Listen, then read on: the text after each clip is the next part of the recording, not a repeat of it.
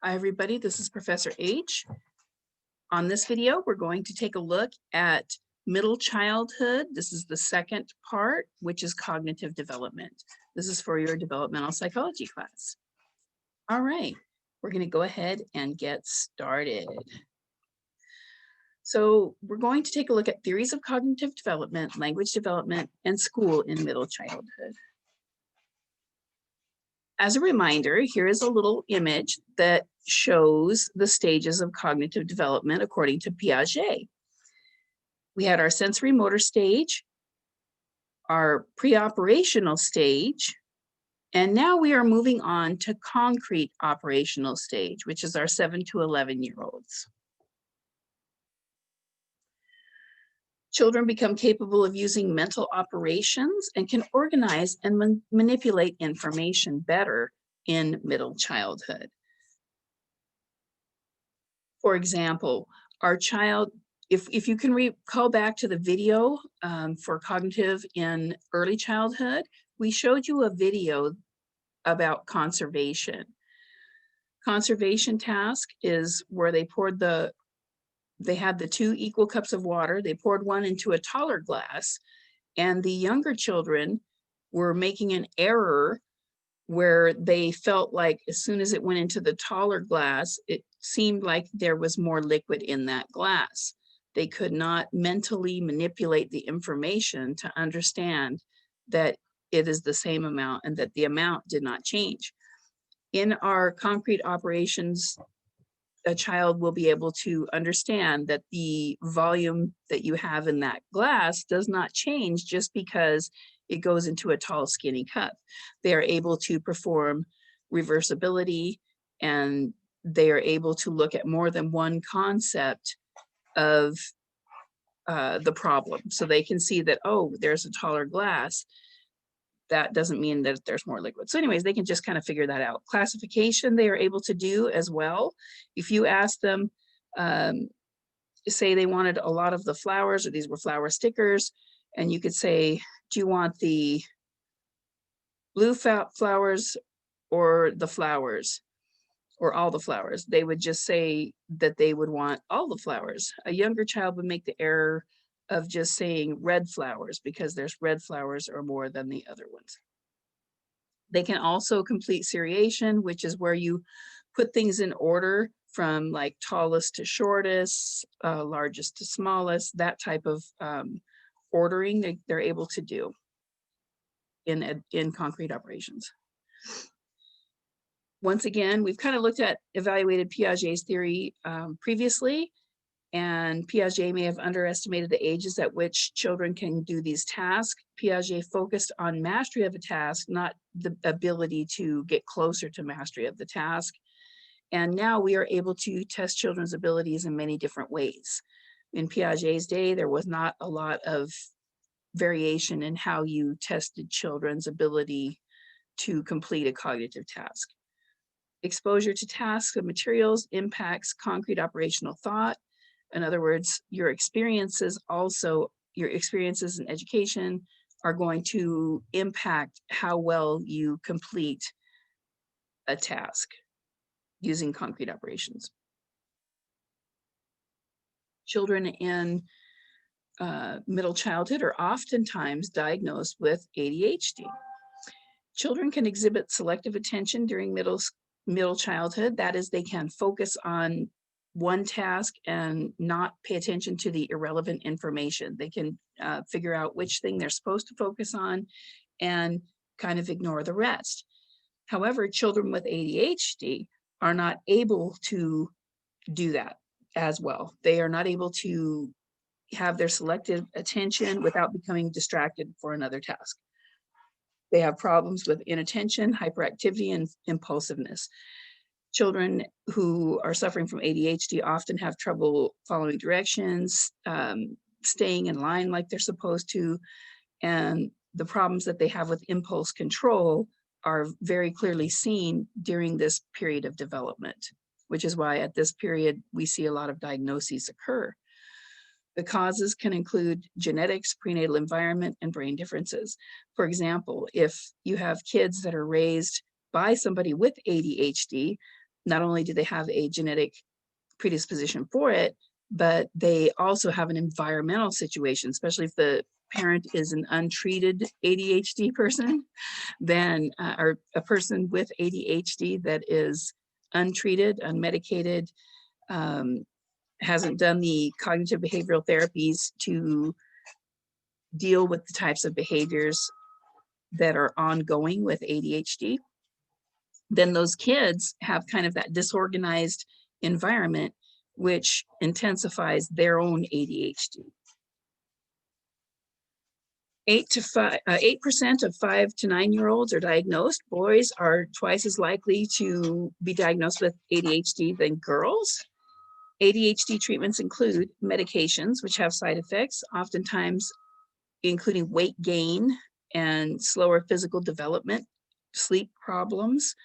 The drugs which are given for ADHD are stimulant drugs, which kind of seems counterintuitive because you're trying to get the kid to kind of calm down and focus. And in somebody without ADHD, that might kind of get them more hyper. Whereas the person with ADHD, stimulant medications help them to hone in and focus better and have that selective attention that they need. Behavioral therapy, including parent training, is very important for the treatment of ADHD. As I mentioned before, environmental factors can impact how intense the ADHD symptoms are. And by educating the parent on the type of environment and routines that work best for an ADHD child, and then teaching that child certain routines and things that they can do, will help them throughout their life, because ADHD doesn't just go away. It is not just a condition of childhood, which is what it was previously thought to be. It was previously thought that, oh, gee, when they hit adolescence, oh, they don't have ADHD anymore. And then kids were taken off the medications, which caused problems. Where those kids were going through adolescence and all the things that go with adolescence, but they have untreated ADHD, which might lead them to do self-medication with drugs and alcohol and things like that. The most effective treatments for ADHD include the medications in combination with the cognitive behavioral therapy, so that you get that education as well. Cross-cultural research in Europe identified some similarities and differences with American children with ADHD.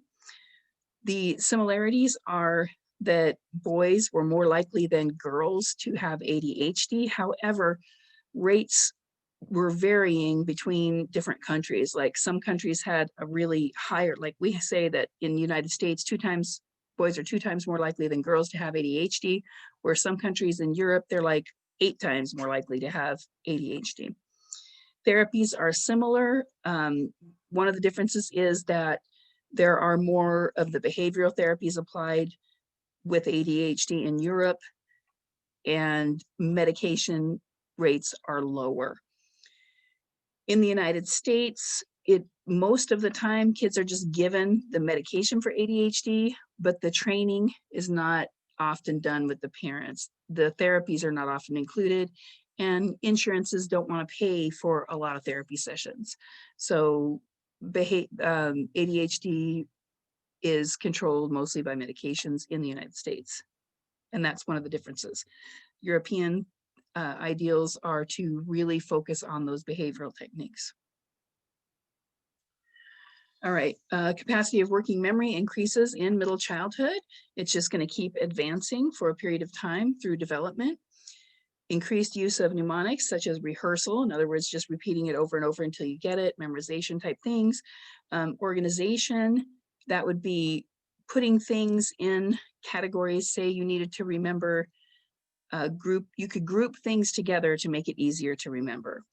Like if you were asked to memorize a grocery list, you could say, okay, vegetables, I have 4 different vegetables. So you put those in a category, and according to the kind of the way that memory works, you can remember 5 to 7 things at a time. So you can say, okay, I have to remember vegetables, and then I can remember the 5 vegetables I want. The drinks you want to get, I need milk and orange juice and lemonade. So you put drinks in a category. So you're just organizing that information. so that you can remember it better. And kids in middle childhood are better at this skill than in early childhood. And elaboration.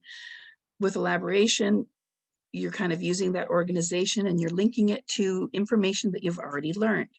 So it is easier to remember something when you can link it to previous knowledge.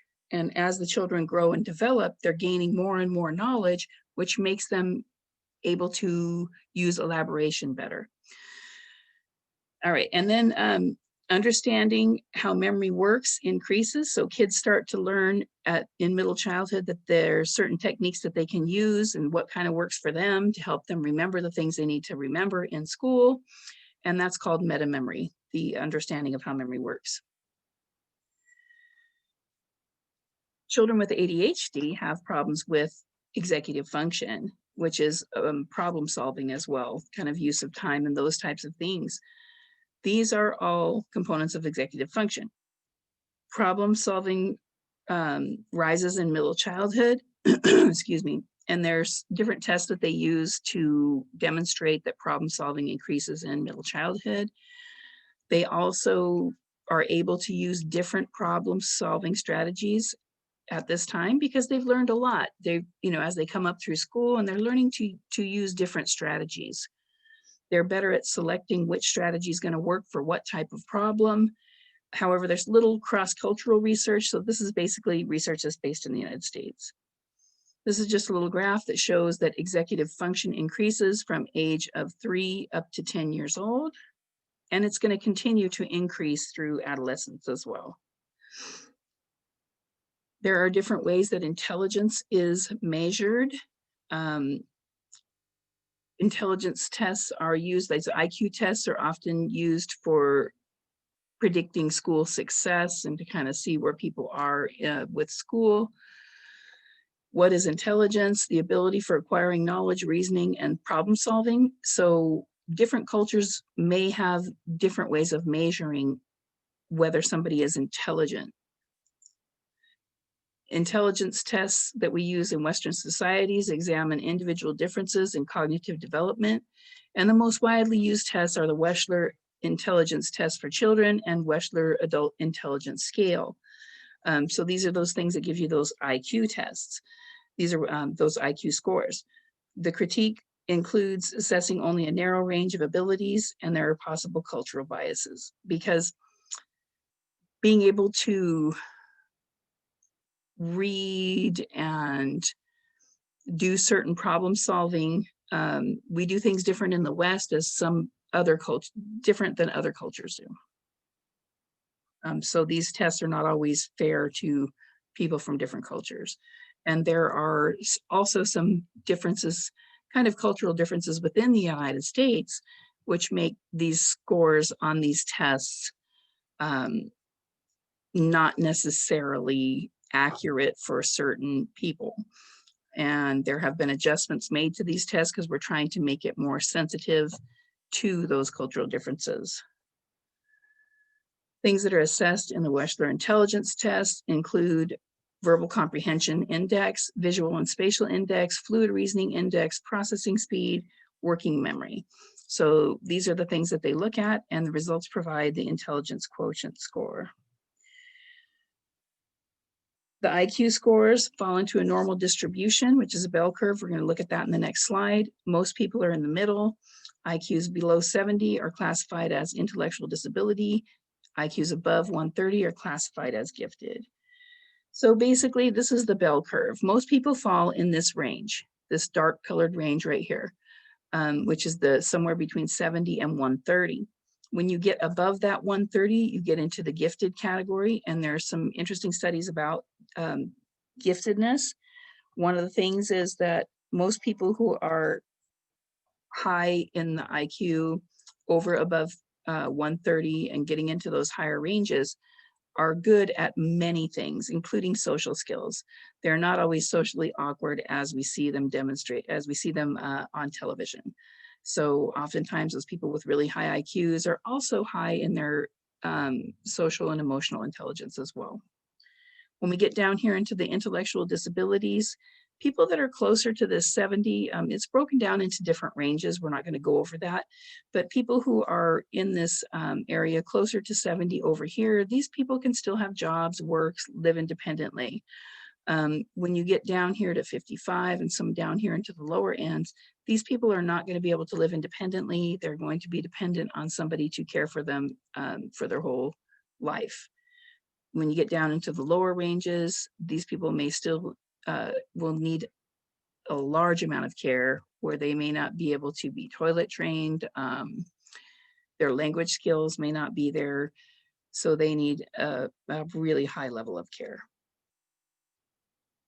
Now, this standard IQ test is really good for predicting educational outcome, but that doesn't always indicate success, where the person's going to be successful in other areas of life.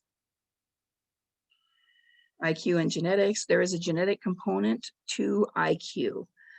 So if you take a look at this graph, psychology uses a lot of twin studies, and especially when there's twins that are separated at birth, it gives us a lot of information about what is genetic and what is environmental. And if you look here, adopted siblings, these are the IQ correlation. And remember, correlation, these are how closely related their scores would be. Children and parents and biological children, there's a 0.4 IQ correlation. So we're talking about, these children and the parent being pretty closely related in their IQ scores. Monozygotic twins, these are those ones that came from one egg, remember, the identical twins. These guys have the closest correlation of IQ scores. So their IQ scores are going to be closer to each other than any other group. And then we have a few other ones in here that we're not going to take time to look at. Influences on intelligence. Intelligence is impacted by a combination of genes and environment. Adoption and twin studies help to unravel that relationship. In other words, the closer you are biologically, genetically similar, the closer you are genetically similar, the higher correlation you'll have. Your scores will be closer to each other. We have something called the reaction range. Remember, we covered this before. According to the reaction range, that would be when we're relating it to IQ. For example, say somebody has very high intelligence, but they're not given the opportunity to read or write or do the things that are going to allow the type of measurement that like the Wechsler test would show. That would be that would be a reaction range impacting the IQ score. Another thing that you might consider is that, remember, we talked about how deprivation up until the age of 3, say somebody was starved or had some sort of a situation where they had bad health issues before 3, that can influence the ability to demonstrate a higher IQ. And that has to do with reaction range as well. Environmental influences are stronger for poor children, and the median IQ scores rose in the 20th century, and there's something called the Flynn effect. This is a demonstration of Flynn effect, that IQs rose across developed countries in the late 20th century. So if we start off in 1942, the average IQ score was, just above 70 here on the lower end of what would be the IQ range. And then in 52, we can see that the scores were a bit higher, 62 a bit higher, 72 a bit higher. And it's possible that because we have so much more access to information, we're able to have these higher IQ scores because we have better ability to read, to understand concepts, just because we have more access to information. So that's why we think we see the Flynn effects. It's just the early access to information so that we can grow our knowledge a little bit more quickly. There's the inverse relationship between IQ and disease. Interestingly, it was found that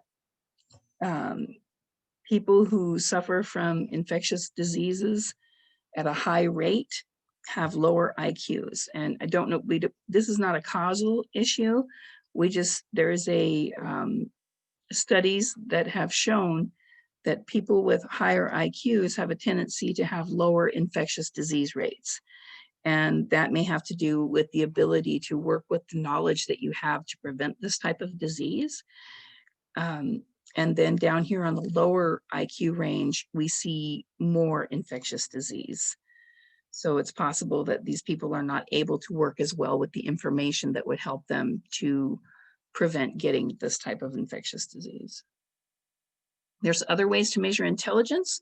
Garner came up with the idea of multiple intelligences. For example, you may have linguistic intelligence, which is the ability to use language, logical mathematical intelligence. So this is kind of problem solving with mathematical formulas and things like that. Spatial intelligence, that would be the ability to navigate or visualize different things and work with that type of problem. Musical intelligence, there's body kinesthetic, that's like the athletic ability. Interpersonal, which is the ability to work with other people, understand their emotions, and communicate with other people. And there's intrapersonal, that's the ability to not have the knowledge about yourself. Why do you feel the way that you do? How do you use, knowing how to use strategies to be successful with yourself. So that's kind of the knowing yourself part. So these are different intelligences. They are hard to measure. That's why the IQ tests are used, because it's a kind of a more simple measurement. The tests for these kinds of things take a long time, and they are not necessarily reliable tests. But this is just another way to view intelligence, is that there are multiple factors involved, and a person may be, high in linguistic intelligence and low in body kinesthetic. If somebody has good interpersonal and intrapersonal, then they have very good social skills, because they can understand their own emotions and they can understand other people's emotions. So they can be able to help other people and relate better to other people. This is just a little chart that shows Garner's theory of multiple intelligences. We kind of already went over this. Oh, I don't know if I mentioned naturalist. The naturalist was the ability to recognize patterns found in nature. So like my brother is very high in this. When we were kids, he could learn the name of a tree or a plant one time and then just always remember that. He had very high intelligence in naturalist intelligence. I think I left that one off when we were talking about it earlier. Another theory is Sternberg's triarchic theory of intelligence. This Sternberg focused on three distinct but related forms of intelligence. There's analytical intelligence, which is what most IQ tests measures. So that's basically the ability to use language, writing, problem solving using math, that type of thing. There's creative intelligence, which is the way to combine information in new ways. MacGyver would have really high creative intelligence because he would view problems in a way where he can solve them uniquely using a creative solution. And there's practical intelligence, the ability to apply information for everyday problems. So that's kind of your street smarts, the way that you are able to get through the day using practical, using different skills that just help you complete the task that you have to for your daily living. So those are just different views. Language development in middle childhood, vocabulary expands greatly. They become more able to use grammar, and they increase in their ability to use pragmatics. So in other words, using language in an appropriate way within the culture. And during this period, we see pragmatics demonstrated greatly by the understanding of humor. Kids in this age group love to have joke books and things like that because they're really starting to understand humor and use humor. Multilingualism is something that is speaking more than one language. It is increased in the United States, and it is increased throughout the globe because being multilingual is very important for success in many areas of life. A lot of areas in the world, the children speak two languages. For example, in China, children are taught English alongside with their native language. In Philippines, same thing. Children from a young age are taught English in addition to their native languages. This is because English is kind of the language of the global economy because of the dominance that the United States has had and Europe has had throughout the world. And unfortunately, here in the United States, a lot of our kids are not bilingual. However, with the immigration and stuff that we see, we are seeing a lot more bilingualism. Learning a second language does not interfere with mastering of the primary language. And so there is no evidence to show that learning a second language has any negative impact, only a positive effect. It is easier to learn language in early childhood than later life. Obviously, we've talked a lot about plasticity with the brain and how the brain is able to change more in childhood than it will be able to do later. You know, as it becomes less plastic, it is more difficult to learn things. This is a quick graph about multilingualism in the United States. As you can see, California here is the state with the most bilingual. 40 to 50% of the kids over 5 or people over 5 years old speak more than one language. Texas, New Mexico, New York are kind of running next, which 30 to 39%. Then we see Florida, Arizona, Nevada, Utah, Illinois. These are within that 20 to 29%. And then you can see here kind of in this little belt kind of in the middle of the United States here and up in Montana where it's 0 to 9% that speak a second language. And then a couple of states where we don't have any information on them. Here's just an image of kids in a Filipino school learning their native language as well as English. Multilingual children are better at metalinguistic skills, so they understand language better in general. They score higher on general measures of cognitive ability, and research shows that children exposed to 2 languages have denser brain tissue. So they're using a lot more. Remember, it's that use it or lose it philosophy. Well, they're using a lot more. School in middle childhood sometimes is referred to as school-age kids. That just kind of, that's more of a Western term. School attendance has become a national norm. And basically in developing countries, kids now are often going to middle school as well.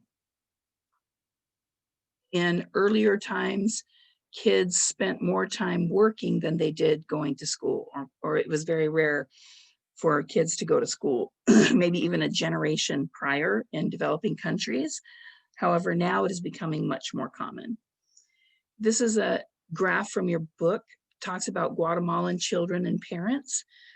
And when we take a look at the numbers where it says parents percentage, these are the percentage of parents doing these things over here.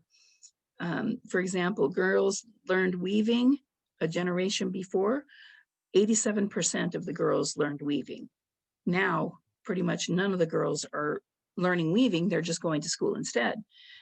Boys expected to do farm work, 77% were expected to start doing farm work during the middle childhood period, whereas now 22% are expected to do farm work. So a lot more of these boys are going to school. All right.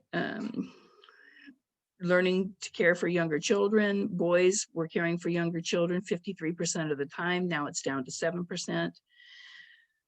Girls, adults and girls expected to weave when they're adults, 43%, and then only 50% these days. And those who are expected to have an education beyond grade of 6, only 7% in the previous generation were expected to have an education beyond 6th grade. Whereas now, for boys, it is 71%. And for the same thing, expected education beyond grade 6 for girls was only 3%. So only 3% of women, the parents, got an education above grade 6. whereas now 76% of girls are expected to get an education beyond 6th grade. So things have really been changing in developing countries. Research has compared schools in the United States with Asian countries. Because we are an individualistic country, it is people kind of internalize their educational success as an innate ability. You're either able to do it or not. Whereas in Asian schools, which are from a collectivist culture, the idea that you're working and cooperating and learning group conformity is really important. And your success is not viewed as an innate ability. It is viewed as something that is grown through your cooperation and group conformity. So it's not so based on individual success as it is based on group success. Americans spend less time learning academic subjects than Asian schools. And in both cultures, high economic background is linked to high academic success, more so in the United States than in Asian cultures. Last couple things we're going to talk about is approaches to reading and mathematics. There's a couple of different approaches. The phonics approach, which is learning the sounds. You learn the letter sounds and then the words, and then you build on that. Whole language approach is focusing on meaning of written language. So basically you give them the sentence, there's words in there that they don't know, and they're supposed to guess and try to figure it out due to the context. Research has shown that the phonics approach is much better for learning to read. And then later on, after the child is reading successfully, you can apply some of the whole language approach for them to learn to use context to figure out words that they don't know. So those two things can be used in conjunction, but the phonics approach is the much better approach to start with reading. There's something called dyslexia, which causes a great deal of difficulty in reading, where children are not able to perceive the letters in the correct order. Sometimes they're perceived backwards. So when they are looking at a word, it may even be moving, or letters are missing or in the wrong place. And that's their perception of that letter, of that word. And so dyslexia is a problem that with reading. I don't have the percentages and stuff on that. I have a grandkid with dyslexia.